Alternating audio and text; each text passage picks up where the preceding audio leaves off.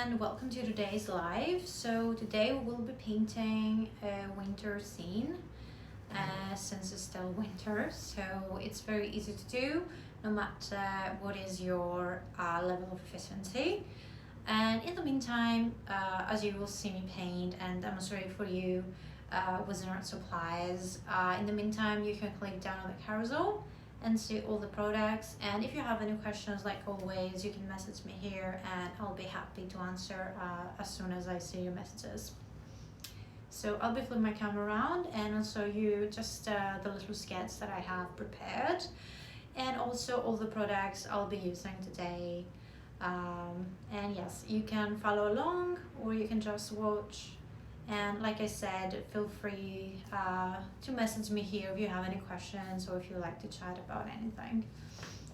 So I'm just going to flip it around. So here I have just a small outline of where I want everything to be. There will be some mountains, a few pine trees, snow definitely. So I just have a small, roughly a guideline to tell me that, oh, this is where the mountains are going to be. Here are going to be a few trees. Some will be obviously larger, some smaller. And here we have some snow. So basically this is where everything is going to be. Just some small marks to guide me.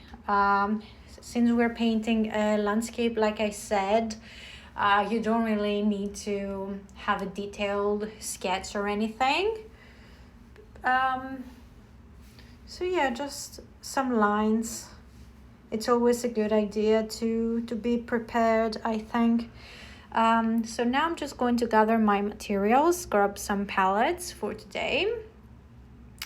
And yes, and my brushes, of course, and I will introduce them to you.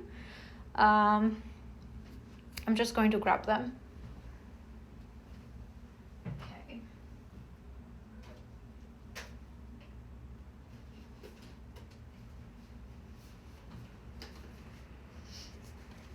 Okay, so I grabbed one of each. So here we have a classic palette, which is one of my favorites. 12 colors, small. Let's open it. Okay, so here we have 12 colors. As you can see, they're all basic. We have white, 2 yellows, and orange, this nice violet color. I love this red. And then we have some blues and some earth tones here, the Indian red and the raw umber, and then we have black. And with these shades, basically you can mix and create any shade. We don't have any greens here because we can mix them ourselves, and other colors, of course. That's what I meant by, mixing the colors yourself with this palette. That's why I love it. I prefer to mix the colors myself. And color mixing is basically a very important skill to have. So then we have this other palette, the Allegro one. The layout in this palette is completely different. Here we have 24 colors, and you can see a larger variety of shades. We have warm shades in this palette. There is another one that is called Serrano, and it has all the cool shades. So what I really like about this palette is the layout. Here we have those squares as mixing areas, and then you also get 2 brushes. This one is everyone's favorite, I think, is the one that you fill with water. I call it a tongue brush. I don't know why, a tongue brush. Anyways, because you fill it with water and you really get a nice flow without having to dip your brush into a jar. You just squeeze it and get a real nice flow with this brush. And then we have this flat brush for sharper edges. And also with this palette comes this sponge where you can use either to tap your brush here to get the excess moisture of your brushes, or you can completely remove it from the palette and just use it to create some really nice effects by lifting some paint or correcting mistakes. So this is really nice thing that it has extra. So two different palettes here, two different layouts. You can see more palettes under the carousel because this is the classical, but there are other palettes with different shades that you can see down at the carousel. And also we have many brush sets. So here I have a mix of my favorites. I have some of my favorite Turner brushes. Those are squirrel mix brushes. Basically natural hair brushes, which is the best type for watercolor painting. This is the number 7 round, my favorite, like I said. And then I have a number 3 ringer, which is also my favorite from the same set. And then we have number 3 round from the same set, from the natural hair brushes. As you can see, the bristles of this brush, they don't look synthetic at all because they're natural hairs. This is the another number 3, one of my favorites. I use it like all the time. And then we have a number 11 round. You can see this is very fluffy, it's wide, it's ideal for washes basically. So those are some of my favorites from the Tanner palette. It's the first one down on the carousel. As you can see, it's a really big case filled with different types of brushes, and it also has a few nice synthetic ones, not just natural hair brushes. The majority though are natural hair brushes. This one is a number 2 round from the synthetics. It's also one of my favorites. The synthetics are also very nice and soft, very pleasing to use. And also it has a really nice 000 full details. I can find it right now. If I do, I'll make sure I show it to you. It's a real nice brush. Anyway, then we have the number 20. This is from the Fala miniature set. This is a different set of brushes with small brushes. It has so many different types of brushes here as well. There are rounds, there are ringer brushes, there are flat brushes. They're all small, ideal for details. And the best thing about them is that you can use them with all mediums. You can use them with watercolor, with acrylic, with gouache, with oils, with everything. This is the 00 detail I was telling you about from the other set, the Tana. So it also has small brushes for details, but the Fala miniature set it's special. As you can see, I use them all the time. Okay, so here are a few materials I will be using today. Another thing I'll be using from Zen Art Supplies, of course, is the paper. It's 100% cotton. It absorbs watercolors very well. And we have different sizes to choose from. So you can see down the carousel which one you prefer. I love the smaller watercolor paper. When I'm working on watercolors, obviously it's good to take a break from larger pieces. I do in oil, so when I'm painting with watercolor, I usually prefer small scales, small sizes. And I love this one, and I also love the Albert card. You can see them down the carousel. Okay, so the first step before I start doing anything, before I start painting, is to take some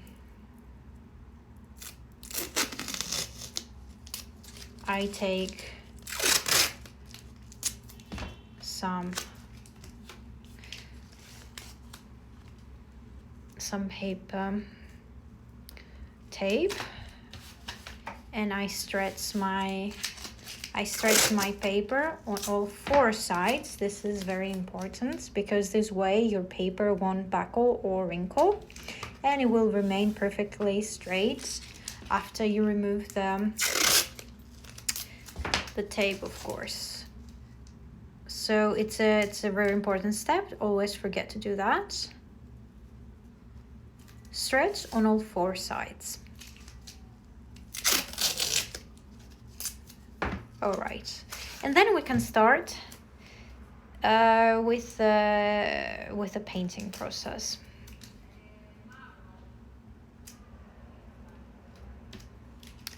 Okay, cool.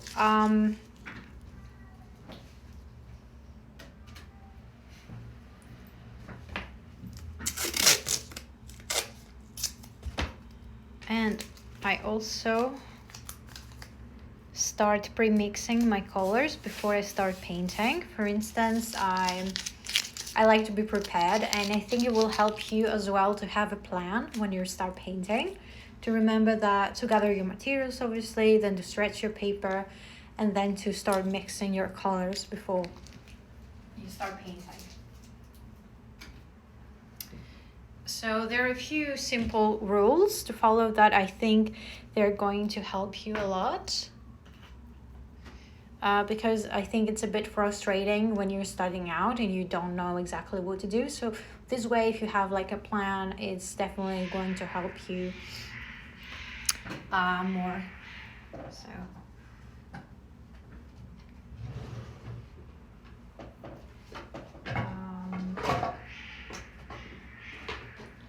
Okay, I'm going to grab a clean palette and we can start mixing the colors.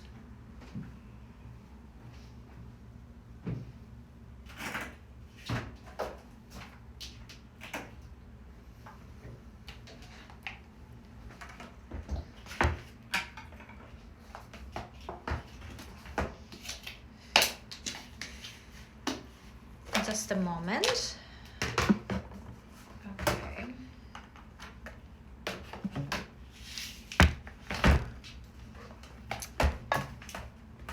Okay, oh, sorry. Okay, now we're good. I just wanted to grab some gouache because I'm going to need it for the snow.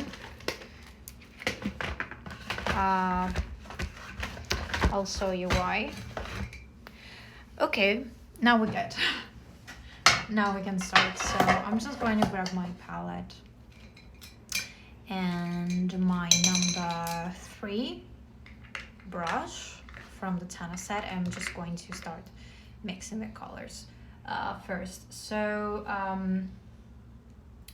okay, I will start by mixing the blues actually. Okay, so we can grab the phthalo blue.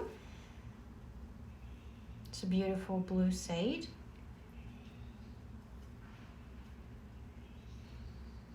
So the mountains have some bluish purple shades. So I'm going to mix the phthalo blue with a little bit of ultramarine violet.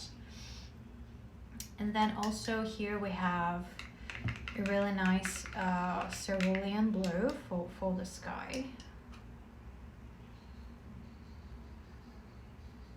And the phthalo blue.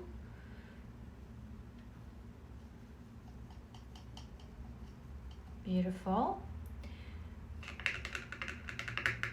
And also let's mix some colors for the trees. So okay, we have some really nice greens here in the Allegra palette. I really like this olive green we have. It's one of my favorites. And here, if you want to make it a little bit deeper, let's mix it with some raw umber.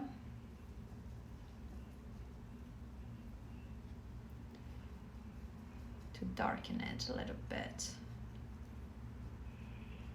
Looks nice. And we can even mix a little bit of lump black here.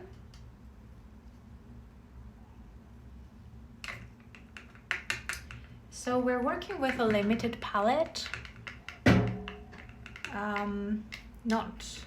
which means that we're working with a few colors, not with an extensive palette, just 5 colors here basically. And that means the picture is a bit more harmonious, and also it's not too confusing for people who are just, you know, starting out. So let's start with a thin wash.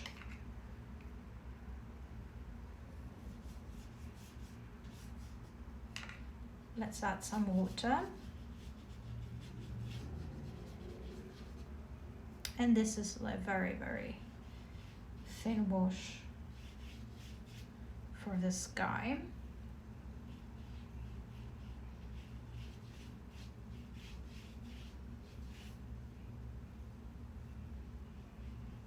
Perfect. Great. And we can let it dry and just maybe see how it dries, and if it's too light we can go back to it and add a few more.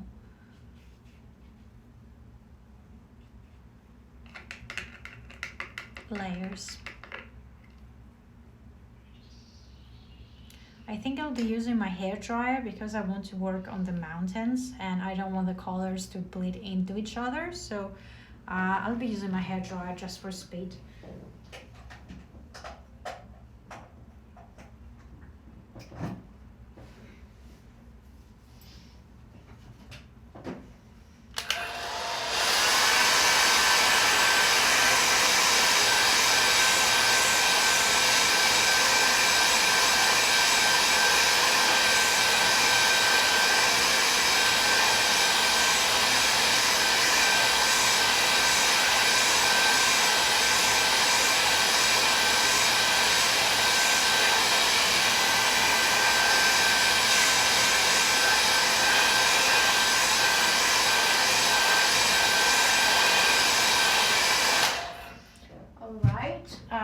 The sky looks natural enough for now. I will keep adding color and we'll see if we need to add any more layers there.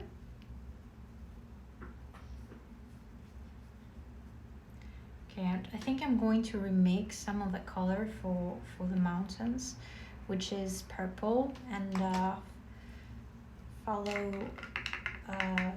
no, cerulean blue.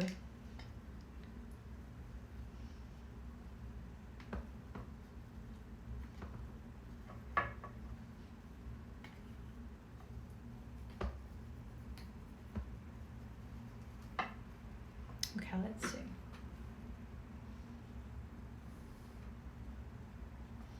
Okay, I don't think this is purple enough. Okay, let's go a bit more purple.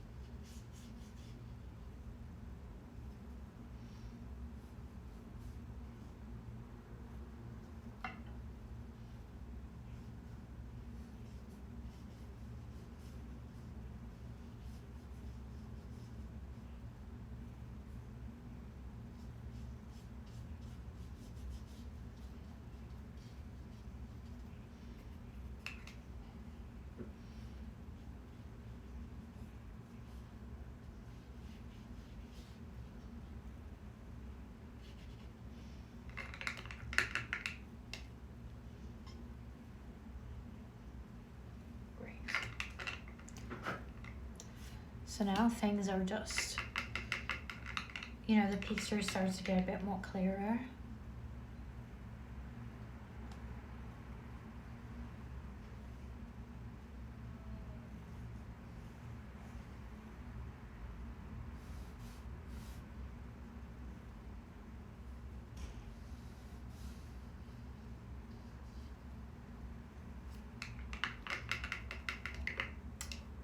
Okay.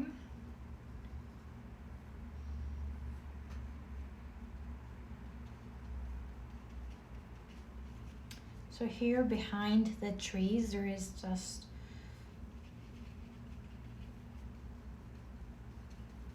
some more blurry trees, so we just want to create this kind of a blurry effect. The details, the trees at the front will be more like detail, but we just want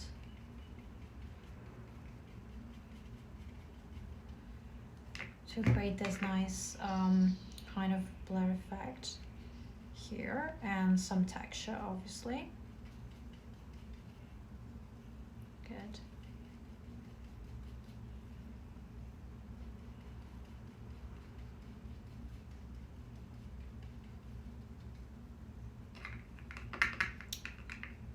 Nice.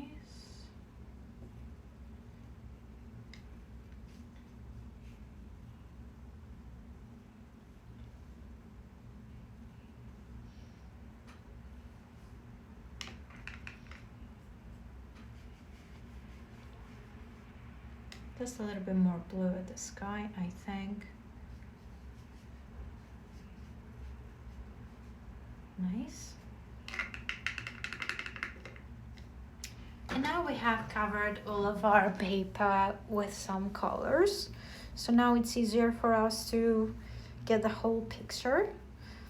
And the next thing is adding all the details. Now, so I'm just going to grab my hair dryer again to speed up a little bit the drying process.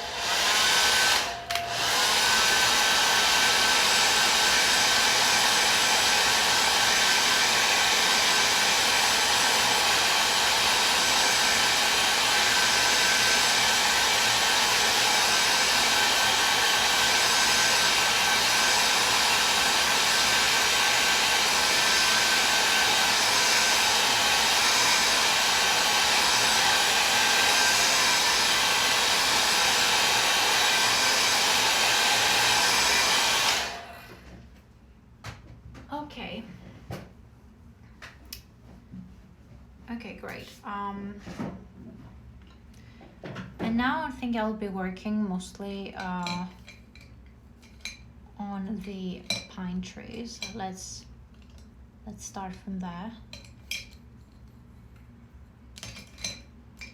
Let's start on the pine trees.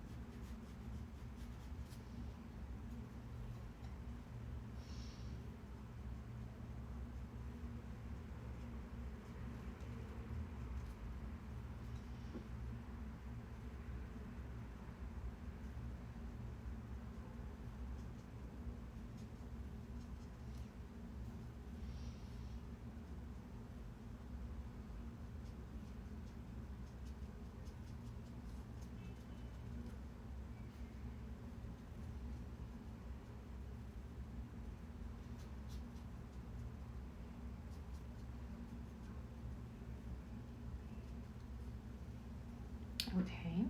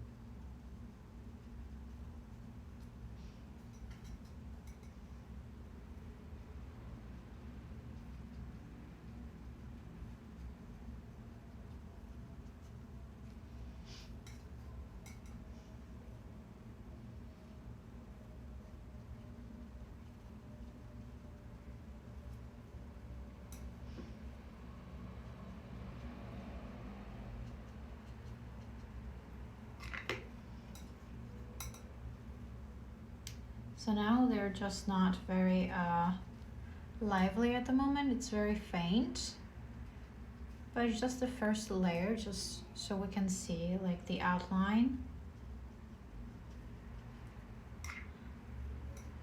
And we can fix it later.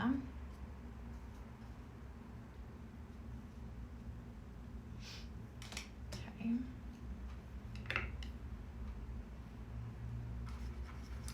I'm going to remix the color, the olive green with a lamp black for intensity.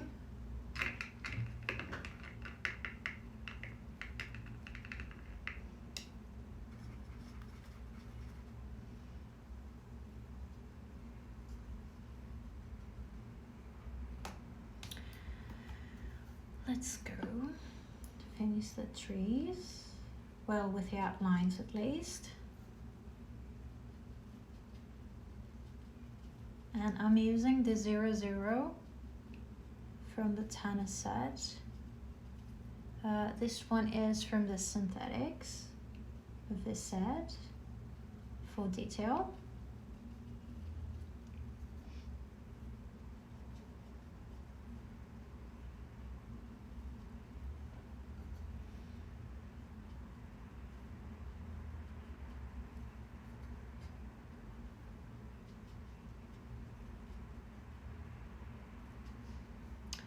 And how to paint the pine trees is basically you just start a bit, you know, it's as you move down the bottom it gets wider, so you just feather out your brush strokes, and it's very easy to do. You just basically feather out your brush strokes like I said.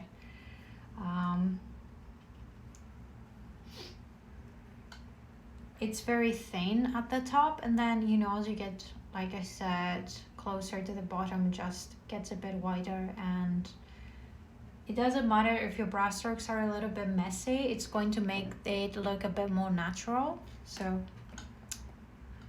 that's kind of what you have to do. It's very, very simple. And yeah, I'm just going to mix a little bit of white gouache here, just to create some snow, let's say.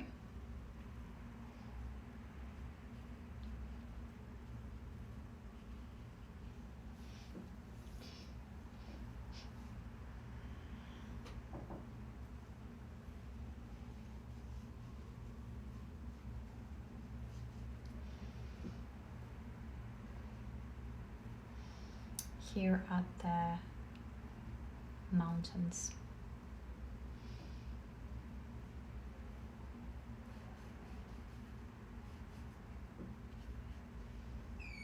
Good.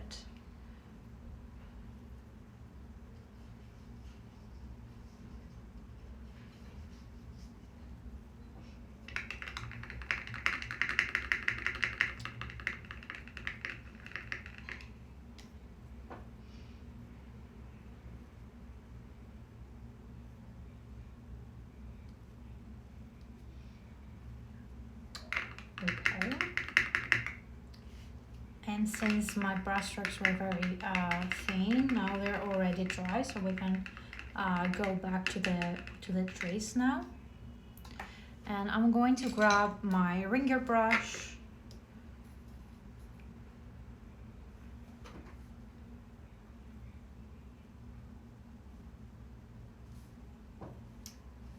for more detail.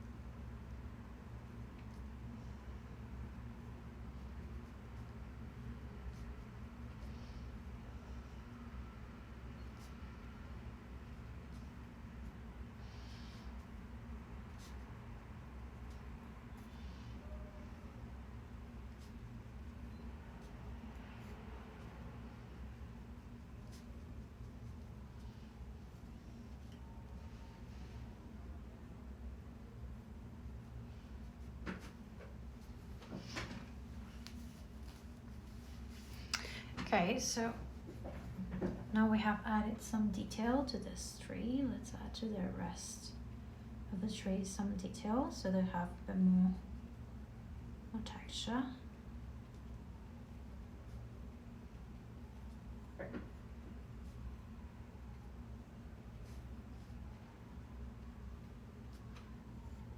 And you know, really painting nature and trees is very relaxing. You don't really have to worry about it too much. It doesn't have to be perfect. Your brush strokes don't have to be perfect because you're painting something organic.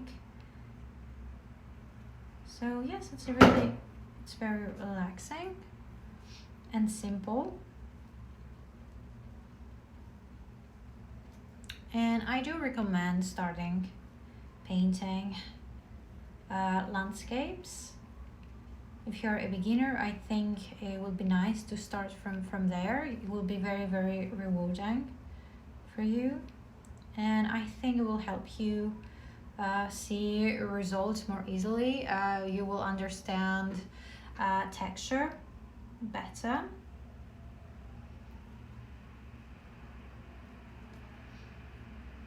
So yeah, I would say that it would be better if you start from there.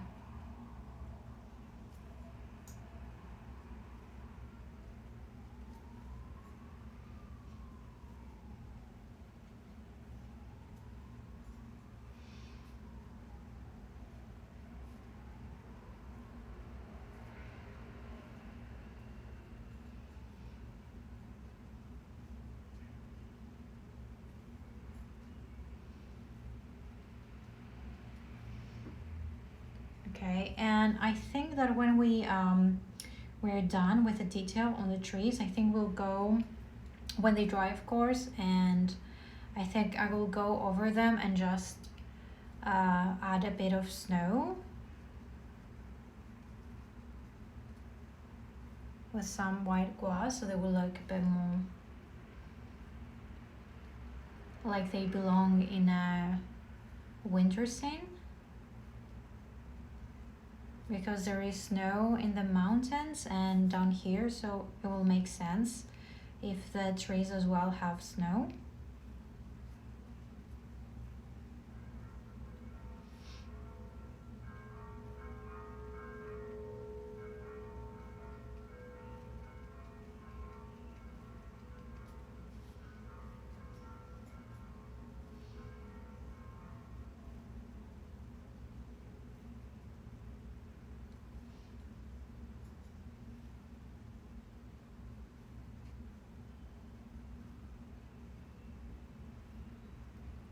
And like I said, they don't really have to be perfect. Just focus on your brush strokes, really.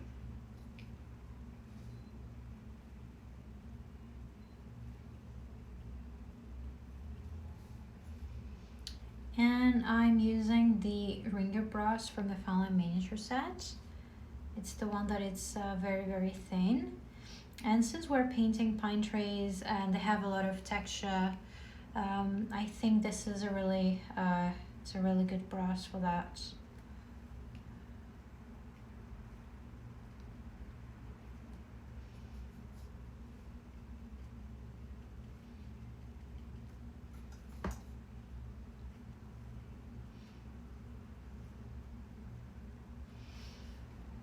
Great.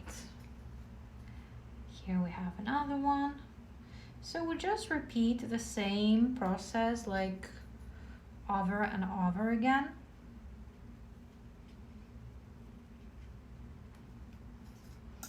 That's why I said it's very relaxing. You don't really have to think much about it, about the outcome. You just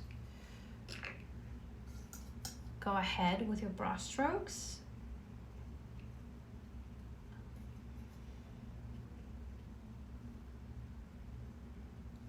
Looks nice. I think I'm going to remix some of the colors.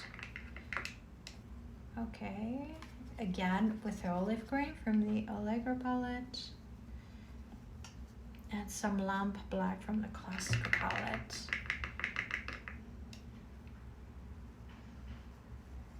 And we're good. to continue.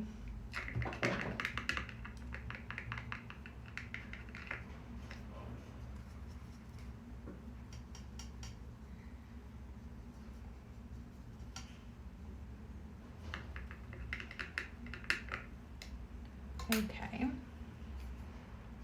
let's go ahead and finish off with the rest of the trees so we can go and work on the snow a little bit. And as you can see, this is simple enough.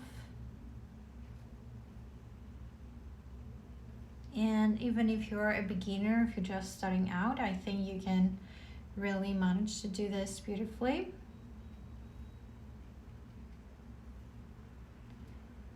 And all you need is patience and the right supplies.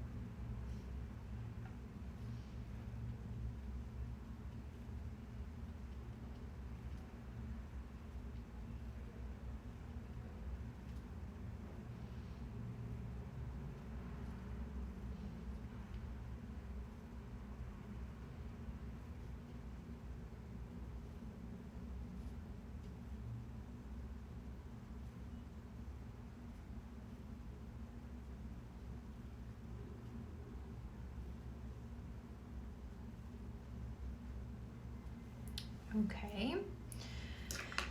Okay, I finished with the trees now. We're going to let them dry. And I think we'll go ahead and work on this area right now.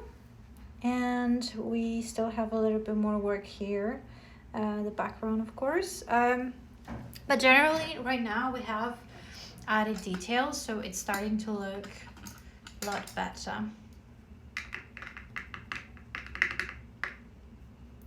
Okay, so some white gouache. We're using white gouache because it's thick, so it has a lot of coverage, so we can potentially paint over any area we like.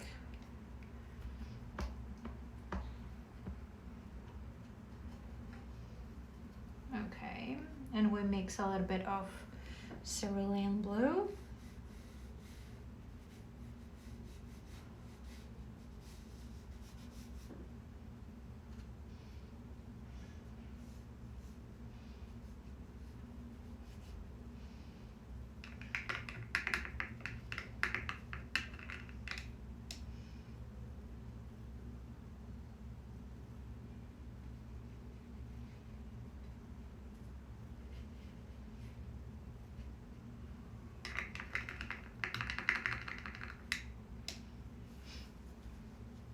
Okay.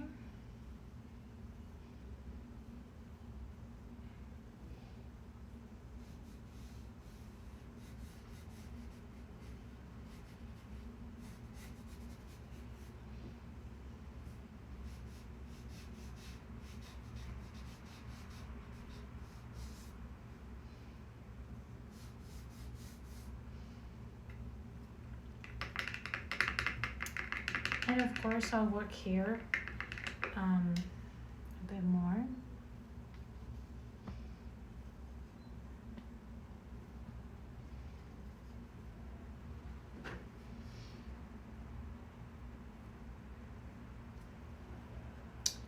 Okay, we didn't get the exact color we wanted. Let's work on that a little bit. Okay.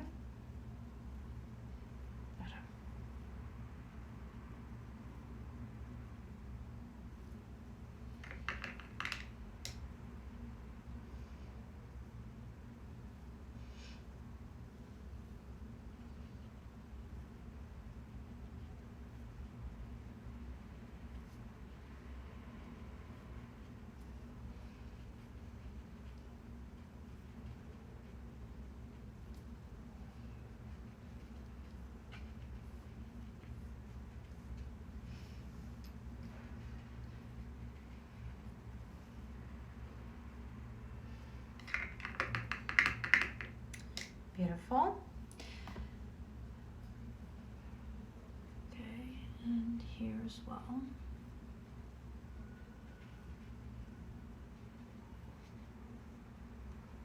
Nice. And okay, I think I'll be using my hairdryer once more to make sure that everything is dry before I continue finishing off. And adding the snow.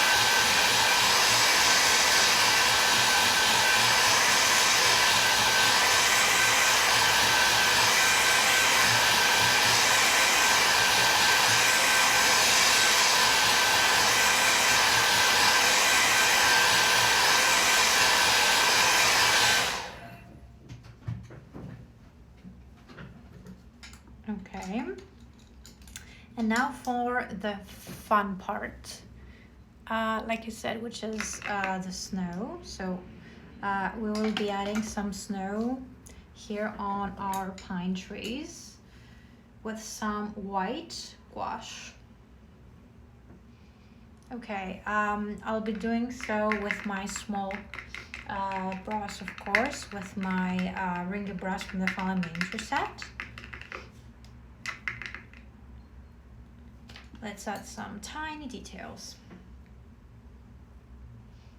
Very tiny.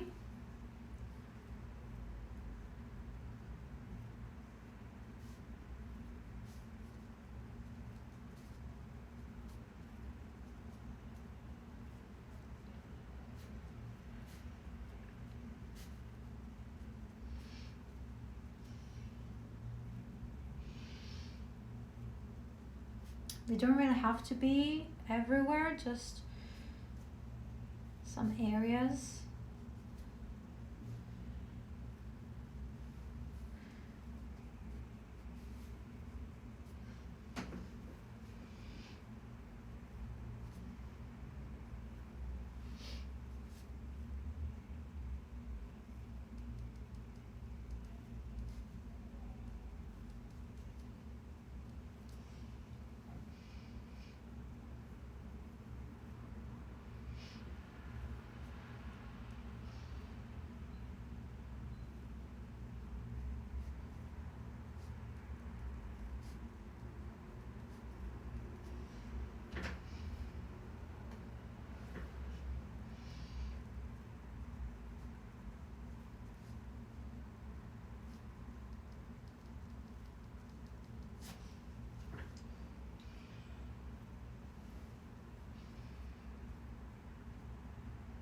So now it really is like a winter scene with the snow and everything.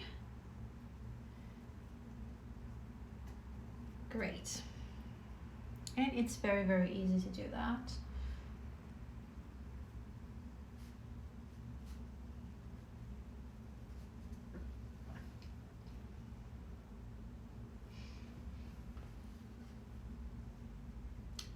And usually, you know, the snow sits here at the peak, at the top of the trees, right here.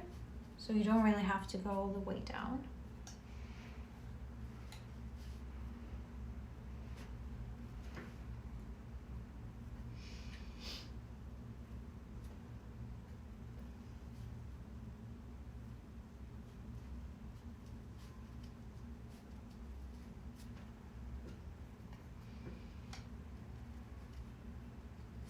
Beautiful. Nice.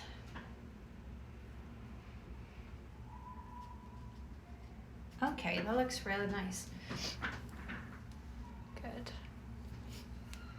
I'm going to bring the camera then later closer to you so you can see, because I don't know if you can tell from a distance, because the brush strokes are like small. And now I'm just observing to see if there is anything else to be done. Maybe a little bit more white here.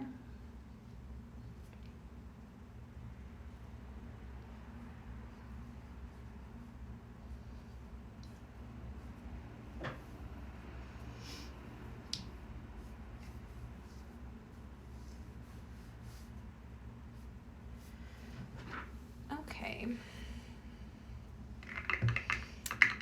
So I think we're good. I think it looks beautiful. And I think it's very, very easy to do. I hope you try painting a beautiful winter scene yourself. And if you do, don't forget to use the hashtags and art supplies on Instagram, especially if you're using our supplies. And you can be a member of our Facebook group, Inspiration Daily, and you can share your creations with a beautiful creative community from people from all over the world. And we're also on TikTok, sharing fun little videos for you. And of course, if you like to see more tutorials, you can follow us here on Amazon, but also you can check out our YouTube channel under the names and art supplies, of course. So yes, do reach out, do find us out on social and share your beautiful creations, and I hope I'll see you next time. So goodbye guys, thank you for watching, hope I'll see you next time.